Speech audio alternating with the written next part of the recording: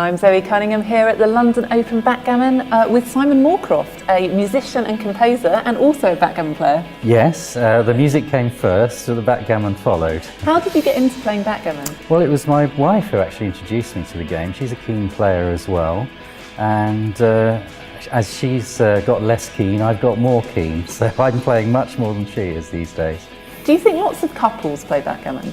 I think they do, yes. I mean, I know of several couples who play, and it's a very nice way to socialise as well. And in fact, this coming weekend we're getting together with another backgammon couple to play on Sunday, so that should be fun. Kind of backgammon foursome? Yes, that sort of thing, yes. And how do you play with four players? Do you play teams against each other? Well, you can either split off and play in individual matches against each other, or you can play doubles, and doubles is quite fun because I think you learn a lot about the game, because you can consult and then you hear what the other team are suggesting they might do, and you start thinking about all possible different kinds of moves you might make. So is there any risk when you're playing backgammon with your wife of it causing any disharmony? Well, she would tell you very much so, and in fact she's very amused that this weekend I've been nominated for the Most Courteous Player Award. Oh, well, congratulations! And she thinks this is a big joke because we have had a few spats over the board, I must admit. So you're perhaps not quite so courteous to her when playing backgammon? Well, I suppose it's a bit different when you're playing with your partner. I mean, I do try very hard, but I'm very competitive, and that does get the better of me sometimes. And so what kind of music do you work with? Well, these days I'm mainly writing classical chamber music. I used to write a lot of signature tunes and incidental music for the BBC, particularly on radio. But these days I'm concentrating on live music and getting a lot out of it. In fact, I'm just writing an opera at the moment, so that's the biggest scale thing I've attempted. Wow, so maybe at the London Open 2014 we can have some opera. It's possible. Do you think musicians make good backgammon players? Well, potentially, because there is in theory a link between musical ability and mathematics. That's often been thought to be the case, and of course you do need your probability skills for backgammon. Do you spend a lot of time working on backgammon and learning the statistics and the numbers? Not really. Essentially I'm someone who plays the game for enjoyment, for fun.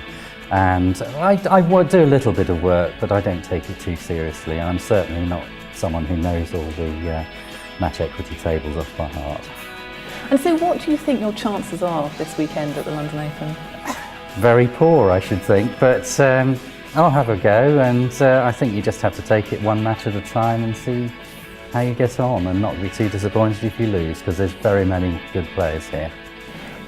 Do you have to approach backgammon in a certain way in order to be able to play your best? I think you have to remain calm. I think you have to not be too adventurous to start with in a match, particularly if you don't know the player, your opponent, because there's no point in trying to judge that you're going to be the better or weaker player until you've got a feel for how the game's going. And then once you've got a better idea, later in the match you can be a bit more attacking maybe.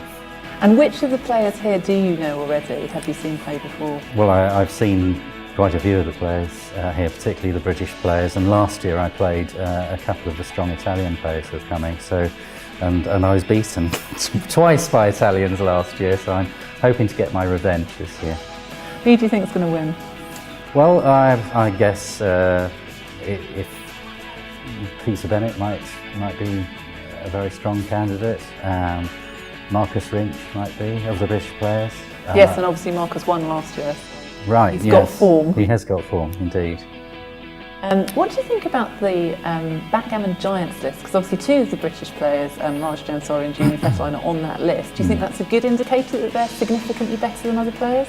I think it's pretty good, and having played them both, I know that they're very strong players. I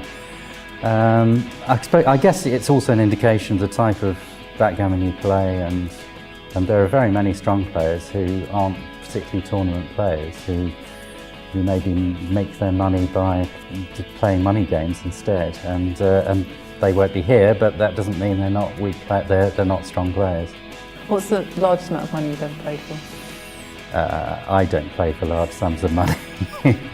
I rarely enter a tournament if it's more than £50 to enter. I did play in the Nordic Open recently, which was a little bit more than that, but played at the intermediate level, which is a level I felt comfortable in. Well, best of luck this weekend with the tournament. Thanks.